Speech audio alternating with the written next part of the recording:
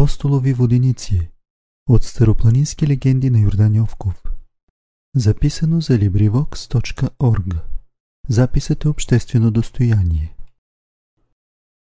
В това време дяволът сътворил козата и като идел при Господя, оседлал пръча, комуто направил юзда от праз. От тогава до сега козите имат бради. Богомилска приказка. Козите на Марина, Мартиновия син, често минаваха над Апостоловите воденици. Цялата гора тогава екваше от звънци. Имаше малки тучени звънци, които сякаш пееха.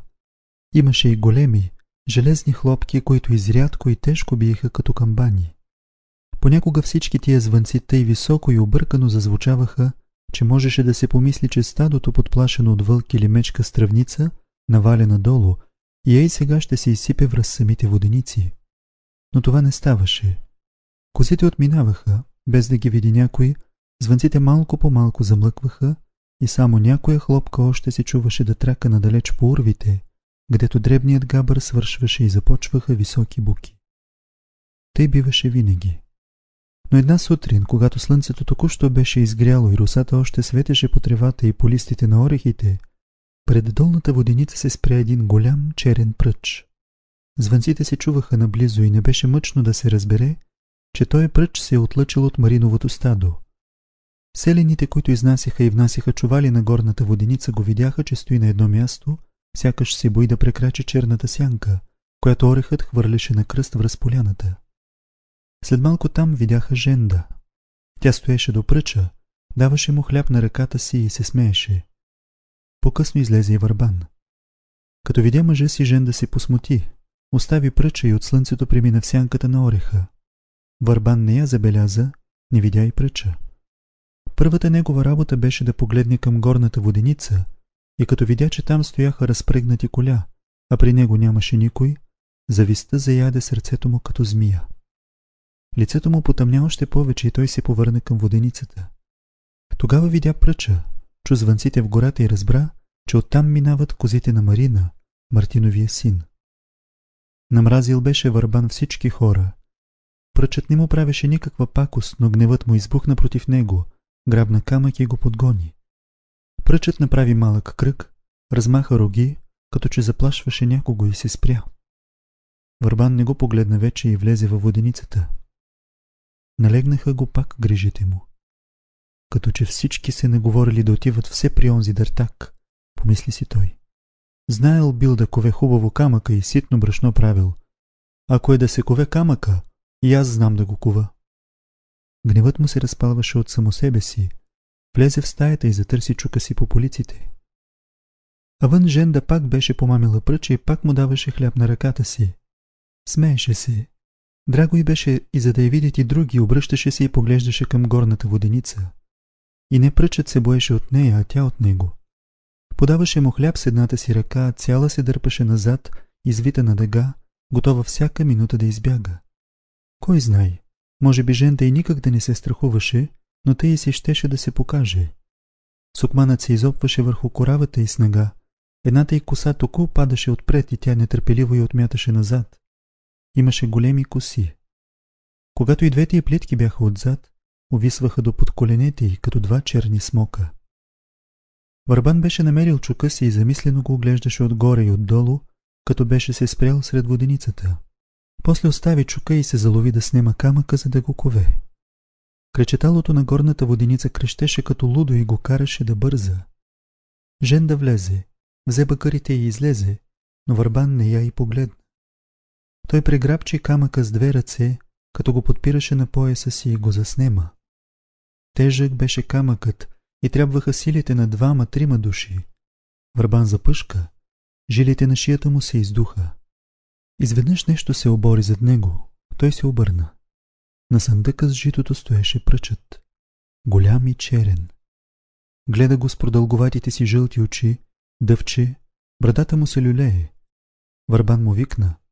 Пръчът не се помръдна.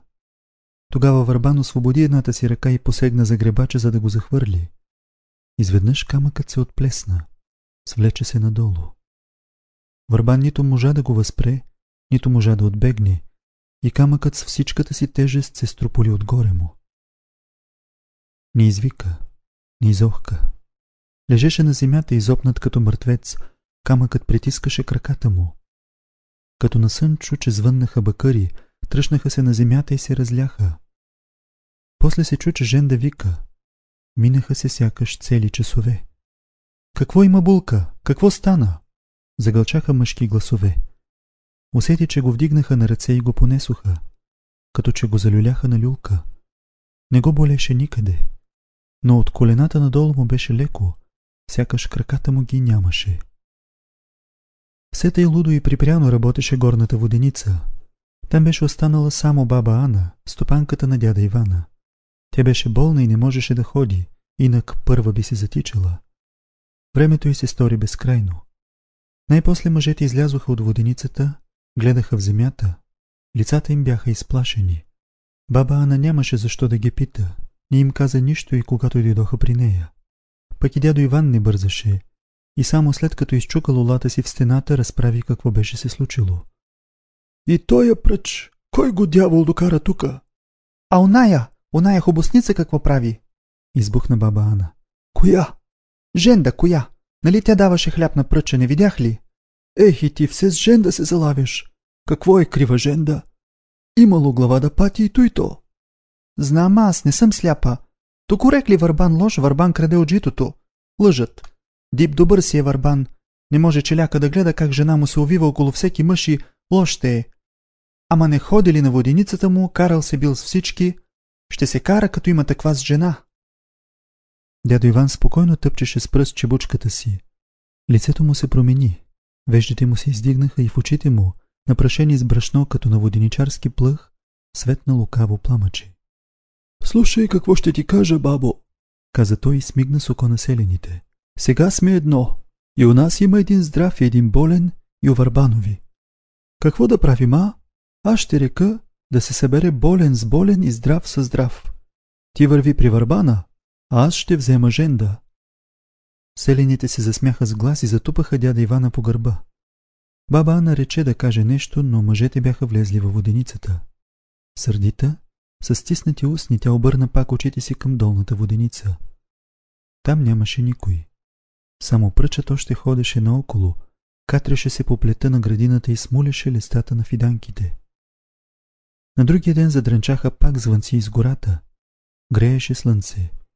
Из въздуха се носеха паежени и мъх от цъфналите каваци. Когато звънците зазвъниха най-близо и най-високо, ето че се показа Марин, Мартиновият син. Ах, Марине, Марине! Посрещна го баба Ана и заклати глава. Какво ще правиш сега, Марине? Изгубил съм един пръч, каза Марин. Не сте ли го виждали? Ах, Марине, Марине, какво направи, Марине? Какво съм направил, ма? Той беше цял изполин, с червено изпечено лице, краката му обвити с козени наколенници приличаха на краката на някой звяр. Не разбираше какво му подмята баба Ана. Гледаше я безпомощно с сините си детски очи и глупаво се усмихваше. И пак запита за пръча. Тогава баба Ана му разказа какво беше се случило. Марин се загледа в земята. Замисли се и току теглеше с ръкато едина до другия си мустак и двата увиснали и избелели от слънцето. Ще го убия, извика той и от яд лицето му още повече се изчерви. От вратата дядо Иван подаде бялата си глава. Кого ще убиваш? Пръча ли?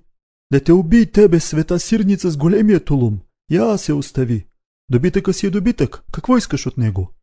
Не го ща аз, дядо Иване. Не го ща. Завика Марин и сините му очи светнаха като челик. Не ща таква стока.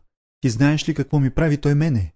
Като че дявол влезе под кожата му, взе да се лъчи, да се губи, а когато е между козите таз мушне, онази удари. Вчера пак се залъчи, гледам го. Ей го! Извика Марин и посочи надолу. До воденицата на Върбана край плета вървеше пръчът. Високи попрегърбен, Марин се заспуща надолу, като държеше на рамото дългата си дрянова гега. След него вървяха кучетата му. Пръчът беше се показал около градината, затова Марин тръгна нататък. Когато той мина на отвъдната страна и пое покрай плета, някой свирна зад него. Имаше в гората едно птиче, което изсвирваше тъй и изтряскаше човека. Марин се обърна. Между вошките в градината стоеше женда и се смееше. Тя беше само на няколко крачки от него, отвъд плета. Ела, Марине, рече тя. Марин се обърна. Беше още ядосан. Де я пръча, каза той. Още тука ще му свлека кожата. Баба Ана ми каза... Какво ти каза? Каза ми, зарад него, таквоз. Човекът ти се премазал. Камъка паднал отгоре му. Нека, Марине. Лошо ли станало, мислиш? То с камък мене притискаше. Нека притиска сега него. Тя изрече това с по-нисък глас и без усмивка. Марин гледаше очуден. Какво ме гледаш? Засмя се тя и отново светлина заля очите й. Я ела тук, да видиш какво ще ти кажа. Ей го прелеза, влез оттам.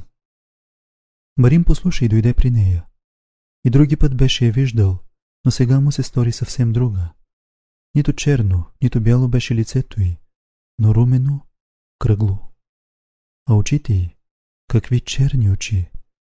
Снагата й избиваше навън, сякаш щеше да пръсне дрехите й. Марин забрави за пръча. Гледаше я и не знаеше какво да каже. Знаеш ли какво ще ти кажа, Марине? Заговори Женда. От кога се кани да ти го кажа, ама ти не дохождаш? Чуй, Марине, да ми дадеш 2-3 кожички, ерешки, хубави кожички, черни, лъскави. Имам едно кюркче, за него ми трябват. Ей тъй искам да ги туря. Гледай, Марине, ей тъй. И за да покаже как щеше да тури кожичките, тя прекарваше двете си ръце от шията надолу над изпъкналите си гърди, като все стоеше под сянката на овошките, поръсена със слънчеви петна. Нали ще ми дадеш, Марине? Говореше Женда и го гледаше право в очите. Чакай, ела насам, че оная вещица пак гледа, каза тя, като погледна по посока на баба Ана. Какво ще види? Ама само да има какво да приказва. Ела насам. Тя вървеше между овошките и фиданките заднишком. Ръченикът й беше се изхлузил и косата й беше бухнала. Водеше след себе си Марина и гледаше вече не в лицето му, а някак над него. И шепнеше. Нали ще ми дадеш, Марине, кожичките? Ще ти дам. Колкото искаш ще ти дам. Той също шепнеше. Гласът му се стори пресипнал и чужд. Колкото и да заничеше, баба Ана не можа да види къде се изгубиха из овошките на градината Марин и Женда. Видя ги, когато приказваха, той отсам, тя отвъд плета. Видя ги и в градината, но после ги изгуби. Малко по-късно видя Марина на чешмата. Той пи вода, изтри се с ръкава си, като че забравил ръката на устата си, загледа се към воденицата. Весел, но някак очуден и изненадан. Около воденицата ходеше пръчът, но Марин нито го поглеждаше, нито мислеше да го прибере. След като пи още веднъж и дваж вода, той метна на рамо гегата си и, сподирен от кучетата си, тръгна нагоре към габара, където едвам се дочуваха звънците на козите му. Една до друга бяха постоловите воденици. Един и същи човек, някой си постол, когато бяха забравили вече, беше ги правил някога, но орисията им не беше същата. Едната работеше ден и нощи, бухтеше колелото й, водата се плискаше и шумеше, цялата воденица се тресеше, като че ще се пръсне. Другата мълчеше. Водата се разливаше настрана, корубистият олук съхнеше и се пукаше. По-голям изглеждаше и по-нашироко разпущаше клоните си орехът, а под него, помрачена от сянката му, воденицата като че се смаляваше от ден на ден, като че потъваше в земята, удавена в бурен. Като жив погребан в нея, умираше върбан. А Женда не се спираше на едно място. Ако не беше в градината, отиваше на чешмата. Понякога пък грабваше хурката, подпасваше я на пояса си и тръгваше през поляните. Върви и преде. Руменее се лицето й сред жегата, очите й се тъмнеят, сякаш черни сливи, кога зреят на слънце, висят отзад дългите й плитки. Отдалеч личи, че се подсмива и сякаш не предея разсуква нишки след себе си, отдето помине, плете мрежи като паежина. Баба Ана я гледа и клати глава. Примки е турила на всеки път и пътека, мисли си тя. Магия е наляла в чешмата, чума да я тръшне. Всичко се обърна наопаки. И по-рано минаваха пътници, отбиваха се на чешмата, но щом пиеха вода, тръгваха пак по работата си. Сега, който пиеше вода, не бързаше да си ходи. Бавеха се търговци, джелепи и бегликчии. Излежаваха се по ценките, протягаха се, Ходеха замаяни, като слънчасали и тук поглеждаха подир Женда. Изведнъж гората екваше от звънци и като змей донесен от вихрушка, появяваше се Марин. Той отива право при Женда. Тя му приказва, смее се, но козарят отвръща потъмнялото си лице и поглежда пътниците. Погледите му тежат като камъни. Някои се досещат и си тръгват, други се бавят, пият на чешмата без да са жадни. И тогава Марин налита на тях. Тук не е беглишки чаир да си пасете конете, вика им той. И ние имаме добитък, тревата трябва и на нас. И той размахва гегата си, ръкавите му се свличат и показват жилистите му ръце, под късия му кожух, обърнат с козината навън лъсват пищови и ножове, набучени в силяха му. Не струваше да се заяда човек с тоя едър, полудив козар с широки плещи и увиснали мустаци. И бекликчиите на пети хора с сърмени джепкени и потури от синя чоха отстъпяха. Разкопчаваха букаите на конете си, качаха се и, като поглеждаха още веднъж към Женда, заминаваха си. Веднъж минаваха кирванджии. Случи се, че тъкмо тогава зад планината се беше повдигнал тъмен облак, святкаше се и прогърмяваше. Но когато колята на кирванджиите се заспущаха надолу из урвата при белия сипей, не можеше вече да се разбере дали на небето гърмеше или гърмяха колелата на кирвана. Опъваха се назад големите биволи, размахваха извитите си рога, кирванджиите викаха. Изви се вихрушка и повдигна прах от едина край на кирвана до другия. Бурята и тъмният облак се изместиха назад. По-страшен изглеждаше сега кирванът, който идеше. Като навалиха по урвата и минаха на срещната страна, колята бавно се проточиха в дълга върволица. Спряха се до водениците. Поляната се изпълни с коля и избиволи. Капнаха само няколко капки. Облакът отмина. Припече слънце и стана още по-горещо. Кирванджиите грабнаха котли и заплискаха с вода биволите. После откачиха катраниците и се заловиха да мажат колята си. Показа се Женда. Тя отиваше на чешмата, пазеше се и бягаше ту от един, ту от други бивол. Кирванджиите пуснаха катраниците и се загледаха. Женда наля вода, после пак се върна. Тогава кирванджиите грабнаха големите си бъкили и се натрупаха на чешмата. Загълчаха, засмяха се. Между големите кълпаци и сивия би мяркаха се белите ръкави и синият сукман на Женда. Понякога се виждаха и плитките й, разиграни два черни смока.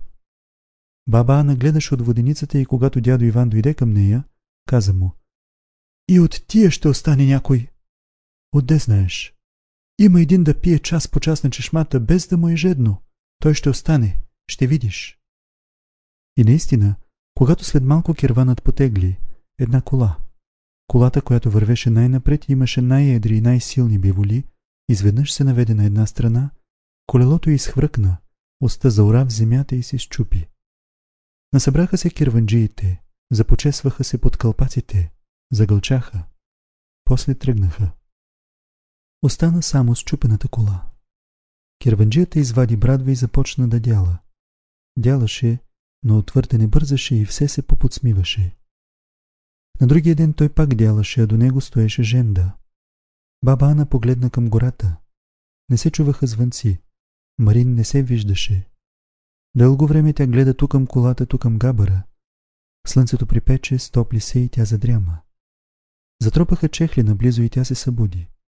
Пред нея стоеше Женда. Баба Ана не можа да я познае. Набелисала се и си начервила, изписала вежди като кадъна. Перо със златен варак трептеше на главата й, на гушата й имаше гердан от ален мерджан, на ръцете й дрънчаха гривни. Очите й светеха, смееше се. „Какво си се направила, Марило детино?"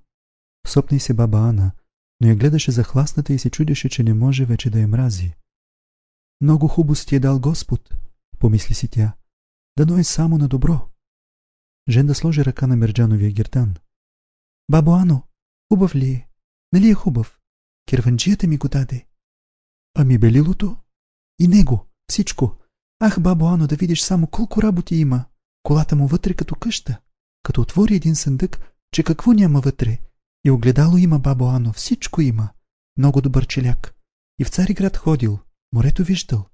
Хайде дума, качи се в колата да те заведе и тебе, ще видиш морето." „Бабо Ано, да ида ли? Кажи, да ида ли?" Иди, ако куковица ти е изпила ума. Как е Върбан? Женда свира мене и нищо не каза. Слушай, Булка, рече баба Ана строго.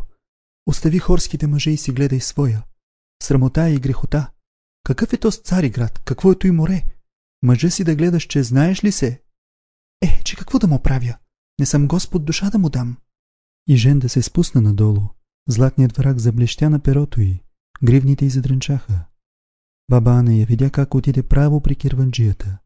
Той все още дялаше. А както правеше и други път, пръчът беше се покачил на покрива на Върбановата воденица и тропаше по керемидите, като че играеше хоро. Вечерта потъмно Женда пак дойде при баба Ана. Плака, окайва себе си, окайва Върбана. Заричаше се, че няма да ходи никъде и само него ще гледа. Очите й тъй си останаха пълни със сълзи. Когато си отиде, влезе право във воденицата и нито погледна кирванджията. Сполай ти, Боже, рече баба Ана и се прекръсти. На другия ден Женда излезе пред воденицата. Не отиде при кирванджията, но хурката й беше на пояса. Отдалеч се тъмнееха очите й, отдалеч се познаваше, че се смее. И тръгна пак през поляните и запреде. Кирванджията беше поправил колата си. След малко той подбра биволите и тръгна да ги пасе. Вървеше по същия път, отдето беше минала Женда. Сякаш го водеше нишката, която Женда беше разсукала след себе си. Грехота беше да се остави болен човек непригледан. Баба Ана прати дяда Ивана да види Върбана. Когато той прекрачи прага, сепна се и сне лулата от устата си. Едно пале се притискаше до стената и жално квичеше. До него стоеше пръчът и с все сила го блъскаше с рогата си. Дядо Иван го пропъди и стори му се, че пропъди дявол. Воденичният камък лежеше на същото място, гдето беше премазал Върбана. Дядо Иван влезе в стаята. Удари го тежка миризма на труп. Жълт и слаб, Върбан лежеше възнак и щом видя дяда Ивана, сбърчи лице от болка и глухо като изпод земята рече: изпади го навън. Говореше за пръча и се загледа в тавана с големи, оплашени очи. На Марина бяха се изгубили 3 кози. Не беше човек, който може да си прости своя грях и не се остави, докато не ги намери. Познаваше козите си, както познаваше хората по лицата им. Виждаше, че някъде нещо се белее и подкарваше стадото си нататък. Като дойдеше там, разбираше, че не било кози, а бели камъни, и обръщаше стадото си на друга страна. 3 дни се губи тъй навътре в планината. Катери се по най-върлите урви, слиза в най-дълбоките усои. Най-после намери 3 бели кози, които беше изгубил. Зарадва се, засмя се, извади хурката, която правеше за Женда, и започна да я пъстри с златен и сребърен варак. Мислеше да отиде утре и да я занесе. Но не можа да изтрае. Хиляди нишки сякаш го тегляха надолу към водениците. Той скри писачето, с което дълбаеше по хурката, и свърна козите надолу. Никога звънците на Мариновото стадо не бяха дрънчали тъй високо.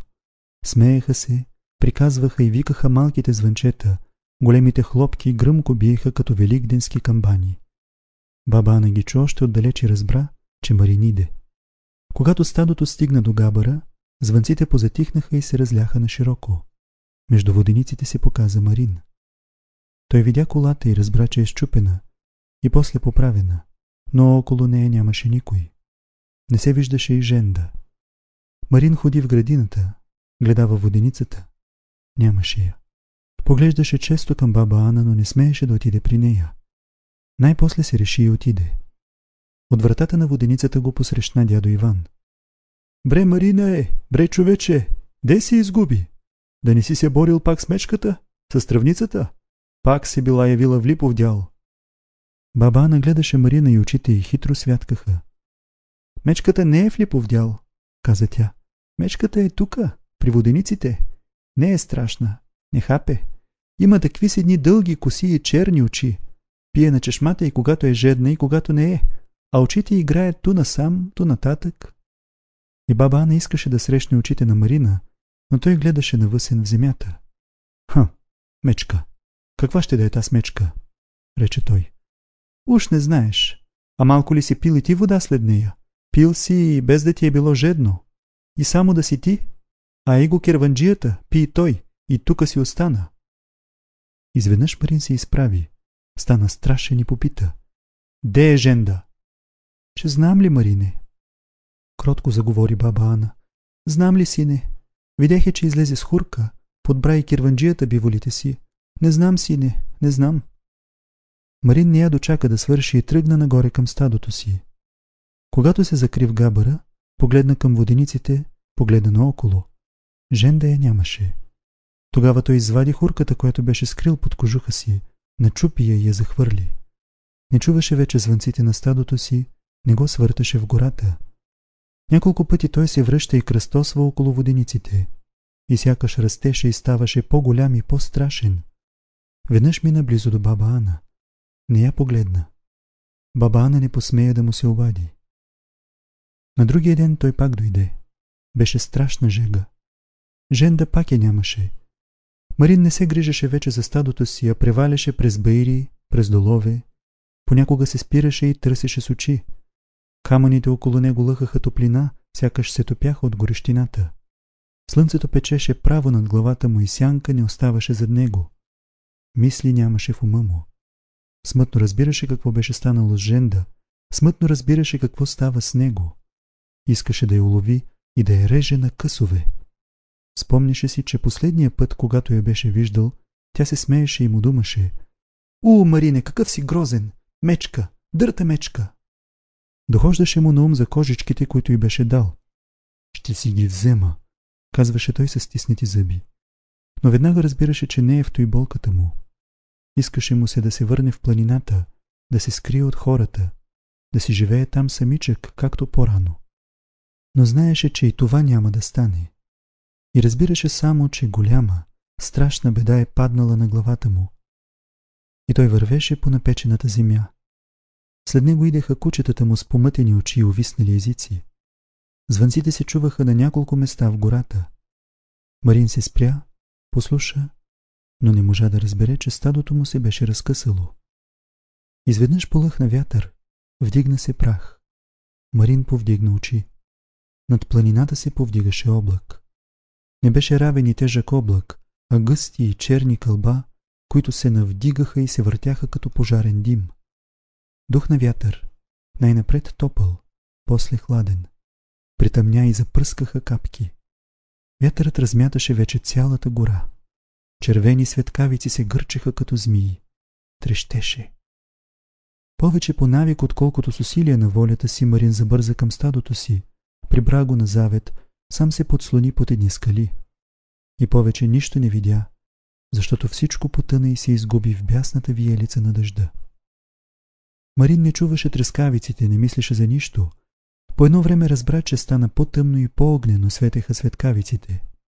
Мръкваше се. Той скочи и тръгна по дъжда. Беше му задушно и сне кълпака си. Капките капеха по главата му като вряла вода. Когато беше още в гората, дъждът престана, а когато се надвеси над водениците, половината небе се беше прояснило. Из всички долове течаха мътни бари.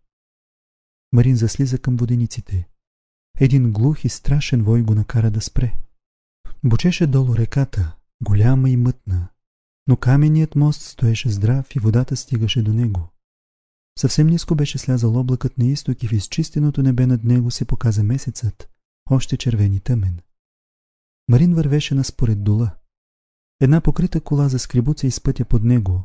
Той я погледна и я замина. Но като излезе при чешмата, видя, че колата на керванджията я нямаше. Мина му най-страшната мисъл през ума. Видя, че дядо Иван слиза отгоре и държи в шепите си запалена свещ и пази да не я угаси вятърът. "Нека върви където ще", викаше той, като навярно отговаряше на баба Ана. "Широки път! Не ми е за нея мене, а за челяка. Челяк умира тук, християнин умира. Трябва да му се тури една вощеница в ръката." Изведнъж Марин разбра всичко. Повърна се и тичешката се спусна подир колата. Бавно пристъпяха биволите. Марин стигна колата, навдигна се и погледна отзад. Вътре седеше керванджията, а до него Женда. Той беше я прихванал с ръка през кръста. Тъмно беше. Не можеше да види лицето му, но му се стори, че е млад и хубав. Марин остана на мястото си като треснат. Помисли, че не трябва да се препречва между тия млади хора, че е див и грозен. Мъчно му стана. Искаше да се върне. Но в този миг колата затрака по моста и Марин трепна. Хвърли гегата си на земята, спусна се и на 2-3 скока настигна колата. И като я подхвана за стърчишката, повдигна я със страшната си сила и я отхвърли през моста. Не видя нищо. Не чу вик. Видя, че един бивол беше паднал на предните си нозе и се изправи. И двата, като видяха, че колата я няма зад тях, повлякоха от кършения процеп, забързаха с издигнати глави и потънаха в тъмнината. Марин дишаше тежко. Усети ръцете си празни и се огледа за гегата си. Дойде на мястото, гдето беше я оставил и я взе. Месецът беше побелял. Марин метна гегата си на рамо и като че нищо не беше се случило, бавно завъзпира нагоре из баира. Лъчите на месеца топяха тъмнината, от чубраците падаха капки като сълзи. На едно място Марин чу стъпки зад себе си и се обърна. След него идеше пръчът. Край на Апостолови воденици.